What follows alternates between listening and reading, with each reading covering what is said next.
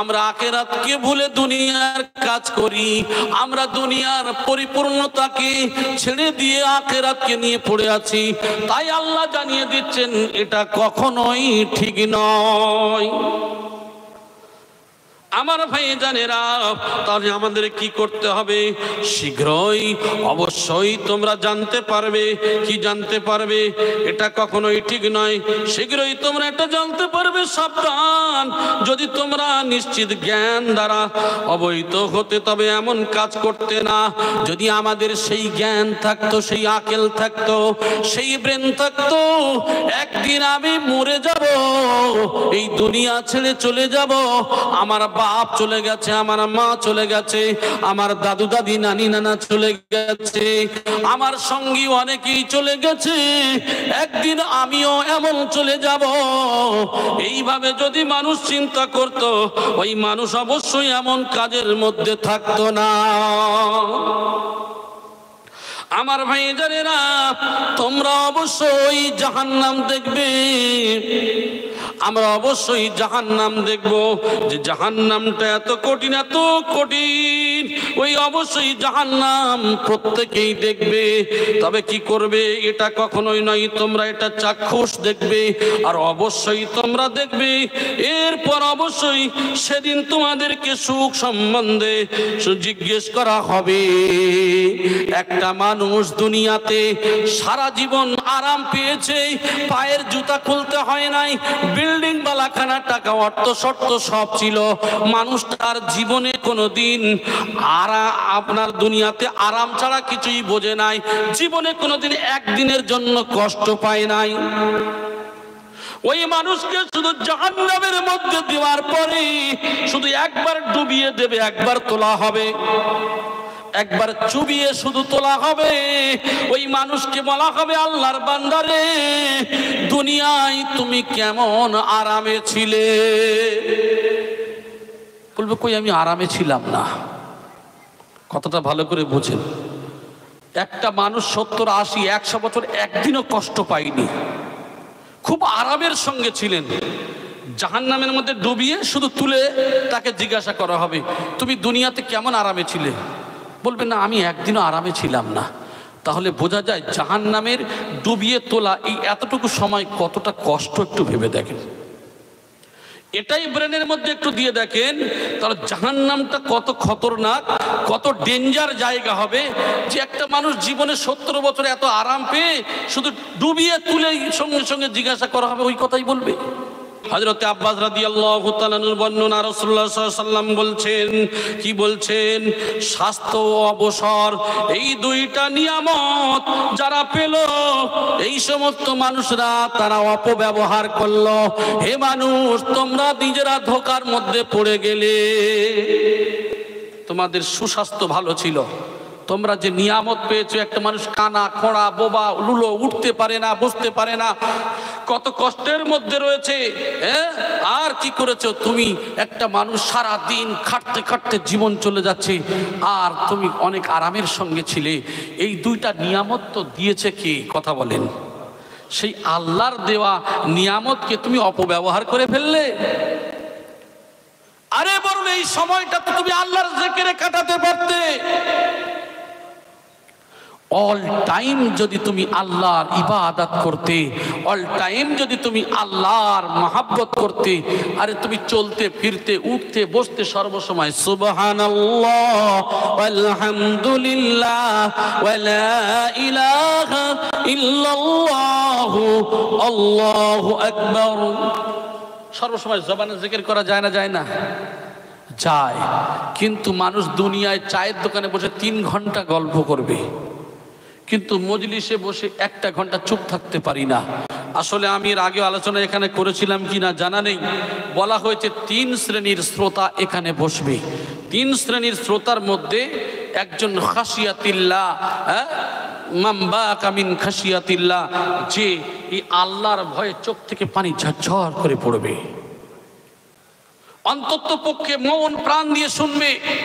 আর এক শ্রেণীর মানুষ, তারা দেখবেন উটকাট উটকাট করে চিন্তা করছে, ফাঁক পেলেই উঠে যাব, ফাঁক পেলেই উঠে যাব। আর এক শ্রেণীর মানুষ শোনে না। এগুলি বলা হয়েছে এই সোনার মধ্যে শ্রোতা আসবে কিন্তু মুনাফিকেরা। কত বড় কথা বুঝতে পারছেন? আল্লাহর কথা শুনতে এসে মুনাফিকের গুনাহ হয়ে যাচ্ছে। জাহান্নামের মধ্যে ছুঁড়ে ফেলে দেওয়া হবে। যে জাহান্নামের এত বিকট আওয়াজ, এত বিকট আওয়াজ, জাহান্নামের 1000 বছরের দূরত্ব থেকে যে জাহান্নামের গর্জন শোনা যায়, মানুষগুলি জাহান্নামের জ্বালানোতে, জাহান্নামের আগুনে জ্বালানিতে মানুষগুলো হাই ফাই করতে থাকবে, হাঁসফাঁস করতে থাকবে, ওলট পালট করা হবে। ওই কঠিন জায়গা থেকে মানুষদেরকে এত কষ্ট দেওয়া হবে, আর জাহান্নামীদেরকে ওই আওয়াজ শোনানো হবে। এই মানুষদেরকে নিয়ে যাওয়ার পরে তাদেরকে যখন ছুঁড়ে ফেলা হবে, জাহান্নামের মধ্যে যখন ছুঁড়ে ফেলা হবে, এ মানব জাতিরা আল্লাহর হুকুম মানো নাই, নবীর তরিকা তোমরা মানো নাই, নবীদের কথা তোমরা শোনো নাই, কামিল মুর্শিদদের কথা শোনো নাই, সাহাবা তাবে তাবেঈনদের কথা শোনো নাই, আউলিয়া কেরামদের কথা শোনো নাই। এই পরিস্থিতির মধ্য থেকে ওই কঠিন অন্তরে যখন ফেলা হবে, আল্লাহ পাক রব্বুল আলামিন কি বলছেন? পরস্পর ধন সম্পদ অহংকার তোমাদেরকে আত্মভোলা করে রেখেছে। এই দুনিয়ার সম্পদ আমাদেরকে আখিরাতকে ভুলিয়ে রেখেছে। এই দুনিয়ার সম্পদ, ঠিক কি না? আমরা দুনিয়ায় কি করে বিল্ডিং বানাবো, দুনিয়ায় কিভাবে 2-4টে গাড়ি বানাবো, আমরা এই দুনিয়ায় কিভাবে মাল ধন সম্পদ বাড়াবো, এই চিন্তা ভাবনা করে আমরা কি করছি? এই যে দুনিয়ায় মালমত্তা নিয়ে যার যত বেশি তার অহংকার তত বেশি, ঠিক কিনা? দুনিয়াতে এই মাল কামাতে কামাতে দুনিয়ার মোহে পড়ে আমাদের মধ্যে অহংকার জমা হয়ে আমরা আখিরাতকে ভুলে গেছি। যতক্ষণ না তোমরা কবর সমূহে উপস্থিত হচ্ছ, আমরা দুনিয়ার মোহে পড়ে গেছি। আমরা কখন আমরা এই দুনিয়ার মোহ ছেড়ে যাবে? এই দুনিয়ার মহাব্বত, দুনিয়ার মায়া, দুনিয়ার অর্থ সম্পদ, দুনিয়ার মালমত্তা আমাদেরকে আত্মভোলা করে রেখেছে। এই মাল ধন সম্পদ আখিরাতকে ভুলিয়ে রেখেছে। ও আমার ভাইজানেরা, কতদিন পর্যন্ত আমরা দুনিয়ার মোহে পড়ে থাকব? আল্লাহ পাক রব্বুল আলামিন জানিয়ে দিচ্ছেন, মানুষ দুনিয়ার মোহে পড়তে পড়তে ততদিন পর্যন্ত পড়ে থাকবে যতক্ষণ না পর্যন্ত সে কবরে যাবে। কবরে যাওয়া পর্যন্ত মানুষের আশা কমবে না। আচ্ছা বলেন তো দেখি, আমাদের সেই দশা আছে না নাই? দেখবেন কিছু বুঝি আর না বুঝি বৃদ্ধ হয়েছে, পাগল যাই বলেন না কেন, মাল দিলে টাকা দিলে নেয় না, নেয় না। কিছু বুঝুক আর না বুঝুক, মালটা ভালো বোঝে। এমনও মানুষ আছে যে মানুষ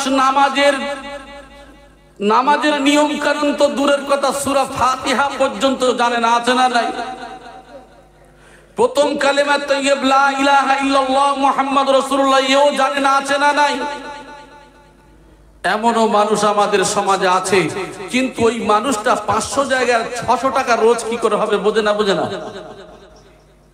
আমার সোনার ভাইয়েরা, তাই আল্লাহ পাক রব্বুল আলামিন বলেন, হাত্তা যুরতুমুল মাকাবির, এই সমস্ত মানুষেরা ততদিন পর্যন্ত দুনিয়ার মোহ, দুনিয়ার ভালোবাসায় পড়ে থাকবে, এরা কবরে না যাওয়া পর্যন্ত। এ মানুষ, কবরে যাওয়ার পূর্ব পর্যন্ত যদি জীবন গঠন করতে পারো, সেই ব্যক্তিগুলো কামিয়াব। সেই ব্যক্তি যদি দেখতে পাই 1,24,000 পয়গম্বরের ইতিহাস দেখতে হয়, সেই ইতিহাস যদি দেখতে হয়, সাহাবায়ে কেরামদের ইতিহাসগুলি দেখতে হয়, সেই ইতিহাস যদি দেখতে হয়, আমার ভাই জানেরা, সুফি মুফতি আজান গাজী রহমাতুল্লাহ আলাইহি তার পরস্পর খলিফাকে দেখতে হয়। তারা সব জীবনকে কুরবানি দিলেন, দুনিয়ার মোহে, দুনিয়ার ভালোবাসাকে কুরবানি দিয়ে আল্লাহর রাস্তায় জীবন উৎসর্গ করলেন। জোরে বলি সুবহানাল্লাহ।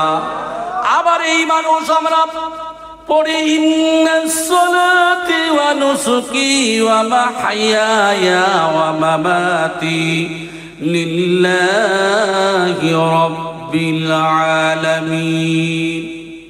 আমরা শুনে থাকি, আমরা পড়ে থাকি, নিশ্চয়ই আমার নামাজ, আমার কুরবানি, অর্থাৎ আমার ত্যাগ, এই জীবনের যে নামাজ, জীবনের যে কুরবানি অর্থাৎ ত্যাগ, কোথা থেকে কোন পর্যন্ত, আমার জীবন থেকে নিয়ে মরণ পর্যন্ত, ওগো আল্লাহ সব তোমারই জন্য। আমরা শুনি এবং বলি, কিন্তু করি না, মানি না, ঠিক কিনা? এদিকে বলছি আমার জীবন থেকে মরণ পর্যন্ত সব আল্লাহ তোমারই জন্য, কিন্তু কই জীবনে যদি মরণ, যদি আমাদের মরণের পূর্বে যদি আল্লাহকে ভয় করতাম, তাহলে ভাই ভাইয়ের সঙ্গে দ্বন্দ্ব কেন? পাড়া প্রতিবেশীর সঙ্গে গন্ডগোল কেন? মনের মধ্যে হিংসা কেন? ভাই ভাইয়ের হক মারে কেন?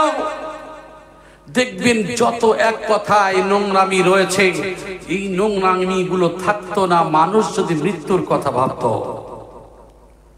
তাই আল্লাহ পাক রব্বুল আলামিন বলেন, হে মানব জাতিরা, দুনিয়ার মুখে পড়ে যাবে, তোমরা আখিরাত ভোলা হয়ে যাবে। তোমরা কি জানো না ওই কবর তোমাদের ডাকছে?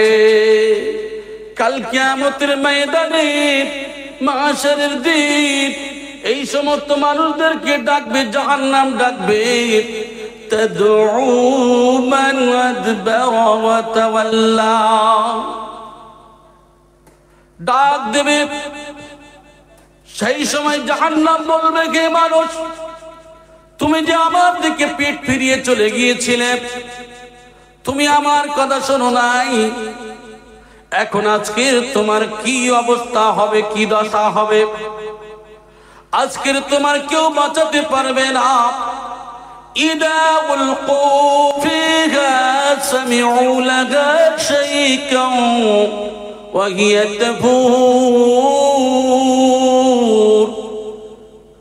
তাকাদু তামাইয়াজু মিনাল গায়জি কুল্লামা উলকিয়া ফিহা ফাওজুন সা'লাহুম খাযানাতুহা আলাম ইয়াতিকুম নাযীর ক্বালু বালা ক্বাদ জাআনা নাযীর فكذبنا وقلنا ما نزل الله من شيء إن أنتم إلا في ضلال كبير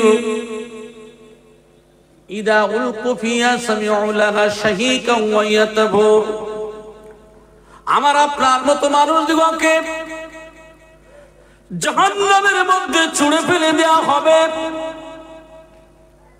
যে জাহান্নামের এত বিকট আওয়াজ, এত বিকট আওয়াজ, জাহান্নামের 1000 বছরের দূরত্ব থেকে যে জাহান্নামের গর্জন শোনা যায়, মানুষগুলি জাহান্নামের জ্বালানোতে, জাহান্নামের আগুনে জ্বালানিতে মানুষগুলো হাই ফাই করতে থাকবে, হাঁসফাঁস করতে থাকবে, ওলট পালট করা হবে। ওই কঠিন জায়গা থেকে মানুষদেরকে এত কষ্ট দেওয়া হবে, আর জাহান্নামীদেরকে ওই আওয়াজ শোনানো হবে। এই মানুষদেরকে নিয়ে যাওয়ার পরে তাদেরকে যখন ছুঁড়ে ফেলা হবে, জাহান্নামের মধ্যে যখন ছুঁড়ে ফেলা হবে, এ মানব জাতিরা আল্লাহর হুকুম মানো নাই, নবীর তরিকা তোমরা মানো নাই, নবীদের কথা তোমরা শোনো নাই, কামিল মুর্শিদদের কথা শোনো নাই, সাহাবা তাবে তাবেঈনদের কথা শোনো নাই, আউলিয়া কেরামদের কথা শোনো নাই। এই পরিস্থিতির মধ্য থেকে ওই কঠিন অন্তরে যখন ফেলা হবে, তাকাদু তামাইয়াজু মিনাল গায়জ, এদেরকে এমন করে এদেরকে টেনে ঘিজড়ে ছিঁড়ে ফেলবে। আমার আপনাকে ছিঁড়ে ফেলবে, কেটে ফেলবে। আলু যেমন চটকানো হয়, ওই জাহান্নামের আগুন আমাদেরকে নিয়ে চটকে দেবে। কুল্লামা উলকিয়া ফিহা ফাওজুন সাআলাহুম খাযানাতুহা আলাম ইয়াতিকুম নাযীর ক্বালু বালা ক্বাদ জাআনা নাযীর। আমার ভাইজানেরা, ওই জাহান্নাম যখন তাদেরকে ছিন্ন ভিন্ন করে ফেলবে, জাহান্নামের প্রহরীরা, জাহান্নামের গাইডারম্যান জিজ্ঞাসা করবেন, তোমরা কি, তোমাদের কাছে কি কোনো নবী রাসূল যায় নাই? তোমাদের কাছে কি কোনো সতর্ক বার্তা যায় নাই? তোমাদের কাছে কোনো সাহাবা তাবে তাবেঈন কি যায় নাই? তোমাদের কাছে কোনো ওলি আল্লাহ কি বলে নাই? তোমাদের কাছে কি কোনো আলেমের কথা তোমরা শোনো নাই? ওই সময় বলবে ক্বালু বালা ক্বাদ জাআনা নাযীর। ওই সমস্ত ব্যক্তিরা বলবে, হ্যাঁ আমরা শুনেছিলাম। আমরা শোনার পরে আমরা মনে করতাম ফাকাযাবনা ওয়া কুল্লা মা নাযালাল্লাহু মিন শাইইন, আমরা মনে করতাম এগুলি সব মিথ্যা, আল্লাহর তরফ থেকে সব কিছু নাজিল হয় নাই, আল্লাহর তরফ থেকে সব কিছু অবতীর্ণ হয় নাই। আল্লাহর তরফ থেকে কিছুই সব আসে নাই। আমার ভাই, একবার দরুদ শরীফ পড়েন, আল্লাহুম্মা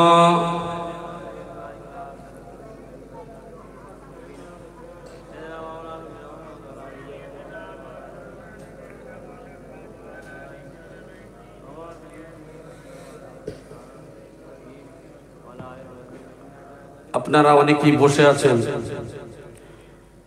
আমি লক্ষ্য করে দেখছি কেউ গল্প করছেন, কেউ এদিকে ওদিকে তাকাচ্ছেন। আসলে খুব বেশি করে 3-4 ঘন্টা মজলিস, যতটুকু কোরআনের মজলিসে অন্তত বসবেন, কোরআনের কথা শোনা মানে আল্লাহর সঙ্গে কথা বলা, হাদিসের কথা শোনা বা বলা মানে রাসূলের সঙ্গে কথা বলা। আমি আপনাদের অনুরোধ করব, পায়ে ধরে বলবো, বিয়াদবি যেন না হয়ে যায়। যে যত পানিতে নামে সে ততই ভেজে। আমরা এই ওয়াজ নসিহত কোরআন হাদিসকে আমরা কি করি জানেন তো? খুব অবহেলার সঙ্গে, অবহেলার চোখে দেখি। এই জন্য করে কোনো ফয়েজ আমাদের মধ্যে আসে না, কোনো চেঞ্জ হয় না। মন প্রাণ দিয়ে, অন্তর দিয়ে, চোখকে, অন্তরের চোখকে খুলে কোরআন হাদিসের কথা শুনবেন। আল্লাহ চাইলে আপনার পরিবর্তন আল্লাহ করাবে। আমরা হয়তো একটুখানি শুনি, আসি মজলিসে, একটু শুনলাম, আবার একটু অন্যদিকে অন্যমনস্ক হয়ে ভুলে গেলাম বা শুনলাম না, দেখবেন আসর হবে না। একটা কথা খুব ধ্যান দিয়ে শোনা, সেই কথাটা পরিপূর্ণ শোনা, আর একটু শুনলেন, একটু ছেড়ে দিলেন, কিছুই বুঝতে পারবেন না। সামান্য 3 ঘন্টা আল্লাহর জন্য আমরা দিতে পারি না? আমার ভাই, সাহাবাদের ইতিহাস অনেক মনে পড়ে। কি বুঝেছিলেন সাইয়্যিদুস শুহাদা হামজা রাদিয়াল্লাহু তাআলা, কি বুঝেছিলেন? উহুদের ময়দানে জীবনকে কুরবানি করে দিলেন। অনেক সাহাবাদের ইতিহাস রয়েছে। তারা দিনকে কোন চোখে দেখেছিলেন, কোরআনকে কোন চোখে দেখেছিলেন। আমি আপনাদের হাতে ধরে পায়ে ধরে বলবো, খুব ধীর স্থির ভাবে, যে যত ডিসকাস করুন না কেন, কিন্তু আমার দিন মনকে একমাত্র আল্লাহর জন্য এই 3টা ঘটা ইতিকাফের নিয়তে যদি আমি বসে যাই, দেখবেন ফয়েজ অবশ্যই আল্লাহ পাক রব্বুল আলামিন দান করবেন। আমার ভাই, যে কথা বলছিলাম, তাহলে আমাদেরকে বলা হবে, এই সমস্ত মানুষরা তখন বলবে যে আমরা মনে করতাম আল্লাহর তরফ থেকে কিছুই নাজিল হয় নাই, আমরা মিথ্যা মনে করতাম। আমার ভাই জানেরা, তাহলে দুনিয়ার জীবনটা অতি নগণ্য, দুনিয়ার জীবনটা আমাদের কাছে কিছুই নয়। তো এই জন্য করে তো বলা হলো খলিফায়ে মুসলিমিন উমরকে বলা হলো, ওমর, ইয়া খলিফায়ে মুসলিমিন উমর, আমি রাসূল আমাকে কেমন ভালোবাসো। হযরত ওমর ফারুক রাদিয়াল্লাহু তাআলা আনহু বলেন, ইয়া রাসূলুল্লাহ, ইয়া হাবিবাল্লাহ, হুজুর, আমার জীবন অপেক্ষা আপনার সব থেকে বেশি ভালোবাসি। আল্লাহর নবী বলেন, ও ওমর, তুমি পরিপূর্ণ ঈমানদার হলে না। লা ইউমিনু আহাদুকুম হাত্তা আকুনা হাব্বা ইলাইহি মিন ওয়ালিদিহি ওয়া ওয়ালাদিহি ওয়ান নাসি আজমাইন। ওমর রে, শুনে রেখে দাও, আমি রাসূল, আমার যদি সন্তান সন্ততি, পিতা মাতা, সংশয় সম্পদ সব থেকে ভালো যদি বাঁচতে পারো। খলিফায়ে মুসলিমিন উমর সঙ্গে সঙ্গেই বলেছিলেন, ইয়া রাসূলুল্লাহ, আমার পিতা মাতা, সন্তান সন্ততি সব কিছু আমার জীবনের থেকেও আপনাকে বেশি ভালোবাসি। আর একটু জোরে বলি সুবহানাল্লাহ। এখন আমি আপনাদের কাছে প্রশ্ন করব, আমাদের দুনিয়ার সম্পদ, পিতামাতা, সন্তান সন্ততি অপেক্ষা আল্লাহ এবং আল্লাহর রসুলের ভালোবাসি কজন? একটু হাত তুলে দেখান তো দেখি। আলহামদুলিল্লাহ, হাত নিচু করে। তাহলে আমরা সব থেকে দুনিয়ার মাল মাত্রা, পিতা মাতা, সন্তান সন্ততি সব থেকে ভালোবাসি, তাই তো নাকি? অনেকেই চিন্তা করছেন, যাই বলি না কেন, এদিকে তো মাল তো তার থেকে বেশি ভালোবাসি। এখানে আমি প্রমাণ করাবো। আমি গতকালকের হজে ট্রেনিং নিতে গিয়ে আমি শুনছিলাম, কতটা খুবই মারাত্মক ভালো লেগেছে।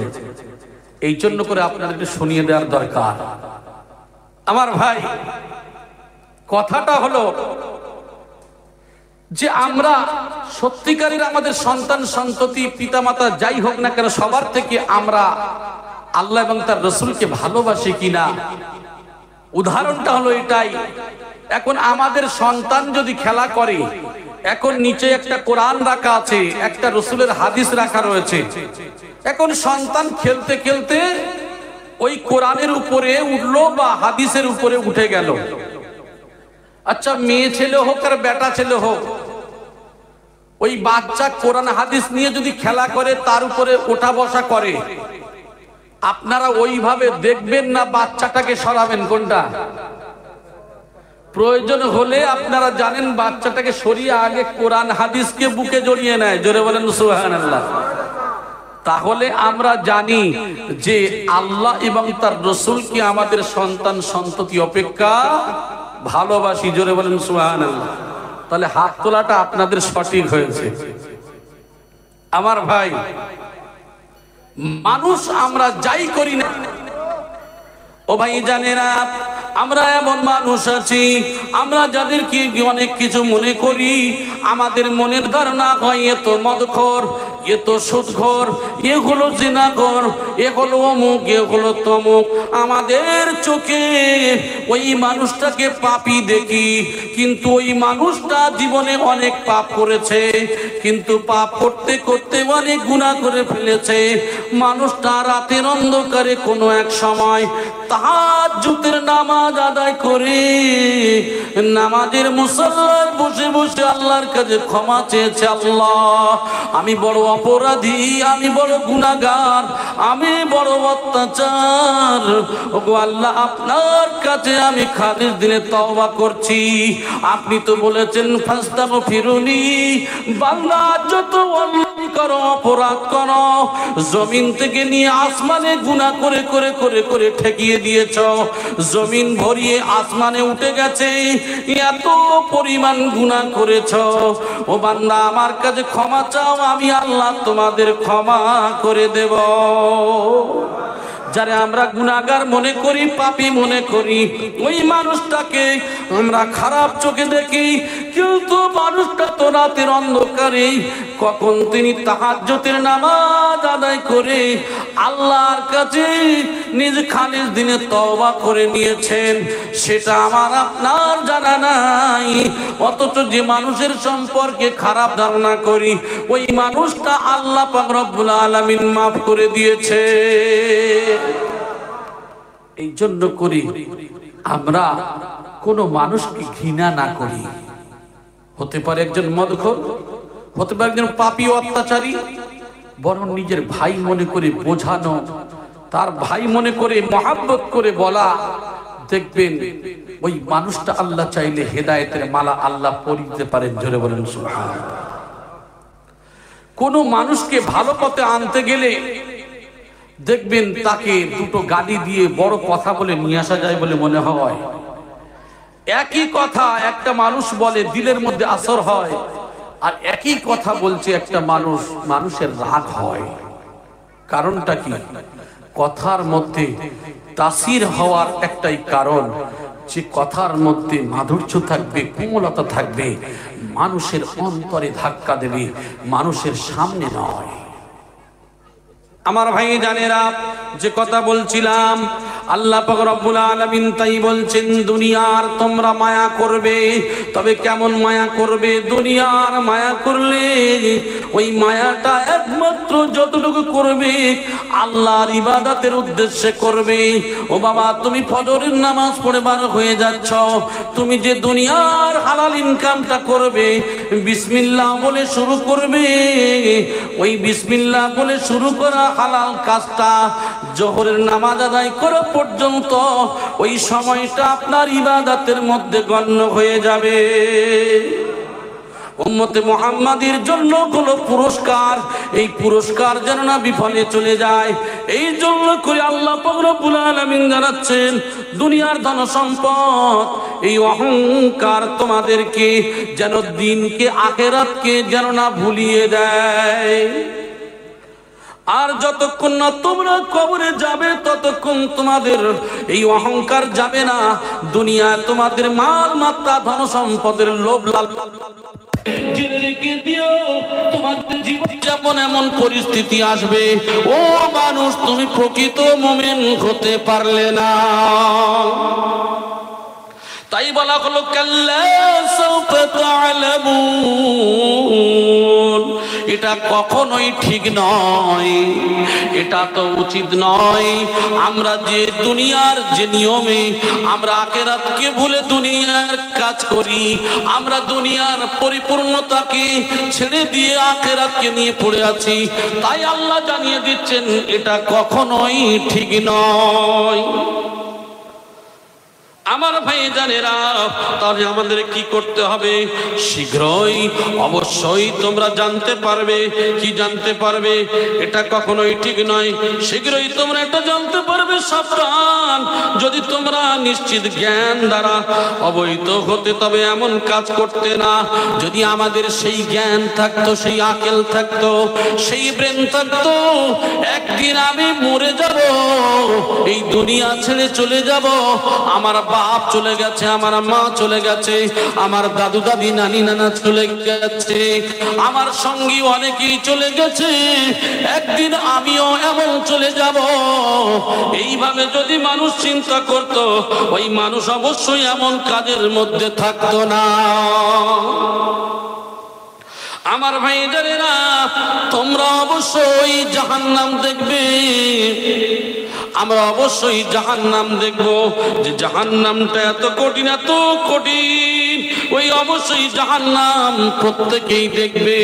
তবে কি করবে এটা কখনোই নয়, তোমরা এটা চাক্ষুষ দেখবে আর অবশ্যই তোমরা দেখবে। এরপর অবশ্যই সেদিন তোমাদেরকে সুখ সম্বন্ধে জিজ্ঞেস করা হবে। একটা মানুষ দুনিয়াতে সারা জীবন আরাম পেয়েছে, পায়ের জুতা খুলতে হয় নাই, বিল্ডিং বালাখানা টাকা অর্থ শর্ত সব ছিল, মানুষ তার জীবনে কোনোদিন আপনার দুনিয়াতে আরাম ছাড়া কিছুই বোঝে নাই, জীবনে কোনোদিন একদিনের জন্য কষ্ট পায় নাই। ওই মানুষকে শুধু জাহান্নামের মধ্যে দেওয়ার পরে শুধু একবার ডুবিয়ে দেবে, একবার তোলা হবে, একবার চুবিয়ে শুধু তোলা হবে। ওই মানুষকে বলা হবে, আল্লাহর বান্দারে দুনিয়ায় তুমি কেমন আরামে ছিলে? বলবে কই আমি আরামে ছিলাম না। কথাটা ভালো করে বুঝেন। একটা মানুষ 70, 80, 100 বছর একদিনও কষ্ট পায়নি, খুব আরামের সঙ্গে ছিলেন। জাহান্নামের মধ্যে ডুবিয়ে শুধু তুলে তাকে জিজ্ঞাসা করা হবে, তুমি দুনিয়াতে কেমন আরামে ছিলে? বলবে না আমি একদিনও আরামে ছিলাম না। তাহলে বোঝা যায় জাহান্নামের ডুবিয়ে তোলা এই এতটুকু সময় কতটা কষ্ট, একটু ভেবে দেখেন। এটাই ব্রেনের মধ্যে একটু দিয়ে দেখেন, তাহলে জাহান্নামটা কত খতরনাক, কত ডেঞ্জার জায়গা হবে যে একটা মানুষ জীবনে 70 বছর এত আরাম পেয়ে শুধু ডুবিয়ে তুলে সঙ্গে সঙ্গে জিজ্ঞাসা করা হবে, ওই কথাই বলবে। একটা মানুষ দুনিয়াতে থেকে সে খুব আরামের সঙ্গে কষ্টের সঙ্গে জীবন কাটিয়েছে, ওই মানুষটা জীবনে কোনোদিন আরাম পায় না। খাওয়ার কষ্ট, পড়ার কষ্ট, উঠতে বসতে সর্বসময় মানুষটা কষ্টে জর্জরিত ছিল। এই মানুষটাকে শুধু জান্নাতের মধ্যে ঢুকিয়ে টেনে বার করে বলা হবে, বলো তো তুমি কেমন কষ্টে ছিল? বলে আমি জীবনে কোনোদিন কষ্টই অনুভব করিনি। সুবহানাল্লাহ বলে। কি বোঝাতে চাইছেন আমার ভাইয়েরা? পরে আমি হাদিসের মধ্যে আসছি। হযরত আব্বাস রাদিয়াল্লাহু তাআলা আনহুর বর্ণনা, রাসূলুল্লাহ সাল্লাল্লাহু আলাইহি ওয়াসাল্লাম বলছেন, কি বলছেন? স্বাস্থ্য ও অবসর এই দুইটা নিয়ামত যারা পেল, এই সমস্ত মানুষরা তারা অপব্যবহার করলো। হে মানুষ, তোমরা নিজেরা ধোঁকার মধ্যে পড়ে গেলে। তোমাদের সুস্বাস্থ্য ভালো ছিল, তোমরা যে নিয়ামত পেয়েছো, একটা মানুষ কানা, খোড়া, বোবা, লুলো, উঠতে পারে না, বসতে পারে না, কত কষ্টের মধ্যে রয়েছে। আর কি করেছো তুমি? একটা মানুষ সারা দিন খাটতে খাটতে জীবন চলে যাচ্ছে, আর তুমি অনেক আরামের সঙ্গে ছিলে। এই দুইটা নিয়ামত তো দিয়েছে কে? কথা বলেন। সেই আল্লাহর দেওয়া নিয়ামতকে তুমি অপব্যবহার করে ফেললে। আরে বরং এই সময়টা তো তুমি আল্লাহর জিকিরে কাটাতে পারতে। অল টাইম যদি তুমি আল্লাহর ইবাদত করতে, অল টাইম যদি তুমি আল্লাহর মহব্বত করতে, আরে তুমি চলতে ফিরতে উঠতে বসতে সর্বসময় সুবহানাল্লাহ ওয়ালহামদুলিল্লাহ ওয়া লা ইলাহা ইল্লাল্লাহ আল্লাহু আকবার, সর্বসময় জবানে জিকির করা যায় না? যায় না? যায়। কিন্তু মানুষ দুনিয়ায় চায়ের দোকানে বসে 3 ঘন্টা গল্প করবে, কিন্তু মজলিসে বসে 1টা ঘন্টা চুপ থাকতে পারি না। আসলে আমি এর আগে আলোচনা এখানে করেছিলাম কিনা জানা নেই। বলা হয়েছে 3 শ্রেণীর শ্রোতা এখানে বসবে। 3 শ্রেণীর শ্রোতার মধ্যে একজন খাশিয়াতিল্লাহ, মাম্বা কামিন খাশিয়াতিল্লাহ, যে এই আল্লাহর ভয়ে চোখ থেকে পানি ঝরঝর করে পড়বে, অন্তত পক্ষে মন প্রাণ দিয়ে শুনবে। আর এক শ্রেণীর মানুষ তারা দেখবেন উটকাট উটকাট করে চিন্তা করছে, ফাঁক পেলেই উঠে যাব, ফাঁক পেলে উঠে যাব। আর এক শ্রেণীর মানুষ শোনে না। এগুলি বলা হয়েছে এই শোনার মধ্যে শ্রোতা আসবে, কিন্তু মুনাফিকেরা। কত বড় কথা বুঝতে পারছেন? আল্লাহর কথা শুনতে এসে মুনাফিকের গুনাহ হয়ে যাচ্ছে। আমরা এরকম বোকা মুসলমান। আমার ভাই, ইসলামের মধ্যে যদি কোরআন হাদিস প্রকৃতগতভাবে মানা যায়, এর মধ্যে মজা আছে। আর যদি না শুনি বা না মানি, তাহলে দেখবেন কিছুই ভয়েস পাবেন না, আপনি বুঝতেই পারবেন না। আমি এর আগেও তো বলেছি আপনাদের কতবার যে ইসলামের বড় শত্রু আবু জাহেল, আবু লাহাব রাসূলুল্লাহর কোরআন শুনতে কাবা শরীফে গিয়েছিলেন। আমি বলেছিলাম, শোনেন, যারাই শুনলেন তারা রাত পার করে দিয়েছে। জিবরাইল এসে বলছে, ইয়া রাসূলুল্লাহ, ইয়া হাবিবাল্লাহ, হুজুর আপনি আরো কোরআন তিলাওয়াত করুন, আরো তিলাওয়াত করুন। আল্লাহর নবী তিলাওয়াত করেন, আর নবীর শত্রুরা তারা কোরআন তিলাওয়াত শুনে আর বলে, হায় রে, এই কোরআনের মধ্যে এত মজা, এত মজা, এত মজা। এই জন্য করে আবু বকর, উমর, উসমান, আলী রাদিয়াল্লাহু তাআলা মুহাম্মাদের প্রেমে পাগল হয়েছে। আবু জেহেল, আবু লাহাব, খাকনাস সবাই জানতো যে কোরআনটা হলো মহা সত্যবাণী, নিজেদের সর্দারগিরি চলে যাবে। এই জন্য করে নিজেরা ওয়াদা করলেন, বললেন মুহাম্মাদের কোরআন যদি শুনতে দেয়া হয় তাহলে ইসলাম কবুল করবে, কোরআনের সম্মুখে মানুষ মাথা নত করবে।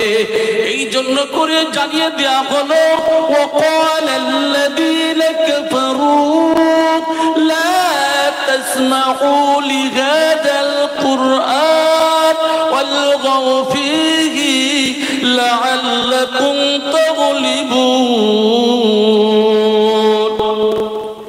وقال الذين كفروا وبالشديد تركب الله لا تسمعوا لهذا القرآن তোমরা কোরআন শোনো না। কোরআন যখন পড়া হবে, আবৃত্ত করা হবে, তোমরা সরগোল করবে, ডিস্টার্ব করবে, মানুষ যেন কোরআন না শুনতে পায়। তাহলে কোরআন না শুনতে দেওয়া কার কাজ? আবু জেহেলের কাজ। কোরআন না শুনতে দেওয়া আবু লাহাবের কাজ। এই মোলা মজলিসে, কোরআনের মজলিসে বসার পরে শয়তান ওয়াসওয়াসা দিয়ে কিছু মানুষকে, এই কোরআন শুনতে দেওয়া মানুষদেরকে ডিস্টার্ব করে বিভিন্ন কথা বলিয়ে দেবে, বিভিন্ন কাজ করিয়ে দেবে। আমার ভাই জানেরা, আবু লাহাব থাকবে না, আবু জেহেল থাকবে না, কিন্তু শয়তান আবু জেহেল, আবু লাহাবের মতো গুনাহ নিয়ে কবরে নিয়ে যাবে। মানুষদেরকে এরকম ফিতনার মধ্যে ফেলবে, কারণ ওয়াদা করে তো বার হয়েছে সে। আল্লাহ যেন আমাদের প্রত্যেকের হিফাজত করেন, বলি আমিন।